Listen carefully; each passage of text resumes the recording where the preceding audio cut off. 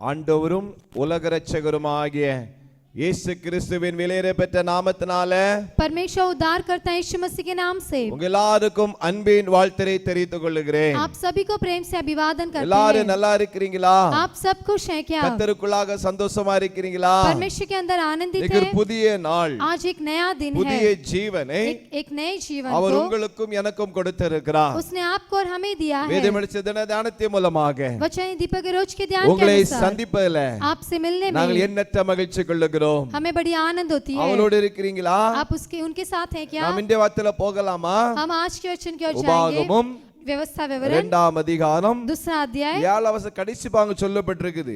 7वें वचन के आखिरी भाग में कहा गया உன் है, தேவனாகிய கர்த்தர் உன்னோடு இருந்து मैं तुम्हारा परमेश्वर तुम्हारे संग रहकर உனக்கு ஒன்றும் குறைபடவில்லை.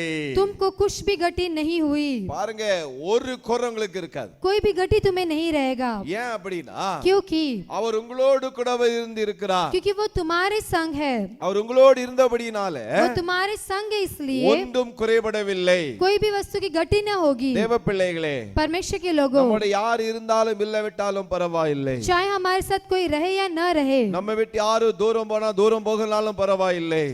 चाहे कोई हमसे दूर हो या ना हो, ஆண்டவர் உங்களோடு கூட இருந்தா परमेश्वर आपके साथ है तो ஒன்றும் குறைபடாது. कोई भी गति न होगी. எல்லாம் நிறைவு, सब भरपूरता, எல்லா குறைகளை மாற்றுவார். सब गतियों को बदलेगा. இயேசுவை பாருங்க, यीशु को देखिए, அந்த கல்யாண வீட்ல அவர் இருந்தபடினால தான் उस विवाह के घर में थे, इसलिए பாருங்க குறை வந்தது. कमी आई थी, ஆனா தண்ணீர் திராட்சரசமா மாற்றி उस पानी को दाखरस में बदलकर அவர் அற்புதம் செய்தார். उसने अद्भुत कार्य ஆம் किए. தேவனுடைய பிள்ளைகளே, हाँ परमेश्वर के लोगों, உங்களோடு இருக்கும் பொழுது आपके साथ रहते உங்களுக்கு समय ஒன்றும் குறைபடாது. आपको भी कोई घटी न எல்லாம் होगी. பரிபூர்ணமா கட்டளையிடுவார். सब भरपूरता से वो देगा, குறை இல்லாமல் தருவார். पूरा भरपूरता से वो நீங்க देगा. சொல்லுங்க, आप कहिए, என் கூட 364 இருங்க ஆண்டவரே. परमेश्वर मेरे साथ सब कुछ कार्य है, நீர் இருந்தால் போதும். आप केवल है तो काफी எனக்கு है. குறை என்று சொல்லி ஜெபிக்கும் பொழுது मुझे कमी नहीं करके आप बोलते समय நிச்சயமாக கர்த்தர் உங்களை ஆசீர்வதிப்பார். निश्चय परमेश्वर आपको आशीष ஒரு करेगा. குறை இருக்காது. कोई भी घटी न நீங்க होगी. சொல்லுவீங்க, आप कहेंगे, என் தேவன் தம்முடைய ஐஸ்வரியத்தின்படி परमेश्वर ने अपने ऐश्वर्य से உங்கள் குறைவுகளை